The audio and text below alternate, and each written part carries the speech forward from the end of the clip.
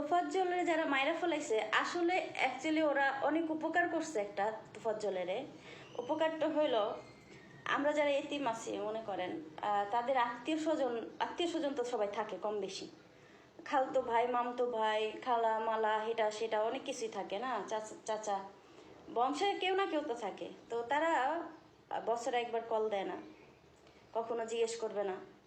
আর যাও কিছু লোক খোঁজ নিবে, তারা মনে করেন আপনার নামে বদনাম ছাড়া ভালো কিছু বলবে না। আপনার থেকে কথা নিয়ে ওই কথাগুলি অন্য সবার কাছে জানাবে এবং বেচবে।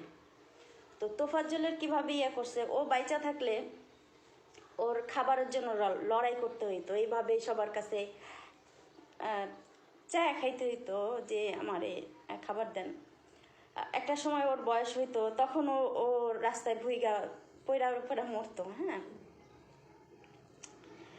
তো যারা আমরা সুস্থ আছি তারা তো একভাবে না একভাবে চলতে পারবো ইনশাল্লাহ, বা জানি না আসলে কি হবে। তারপরও হয়তো একটু ট্রাই করতেছি, সবাই কিছু না কিছু ট্রাই করে। ও তো আর করতে পারতো না, ওর তো ওই বুদ্ধিটাই হয়তো ছিল না ওর, নাহলে ওর মতো একটা ছেলে আমার মনে হয় রিক্সা চালাও খাইতে পারতো। হ্যাঁ, তা ওরে সবাই উপকার করছে। আপনাদের অনেক ধন্যবাদ যারা এরকম মায়েরা ফেলাইছেন আপনারা, নাইলে তো আপনাদের অনেক বিরক্ত করতো আসলে। খাবারের ক্ষুধা তো আপনারা সহ্য করেন নাই, ও হয়তো বেশি করছে, এর জন্য ও বোঝাও হয়ে গেছে সবার কাছে।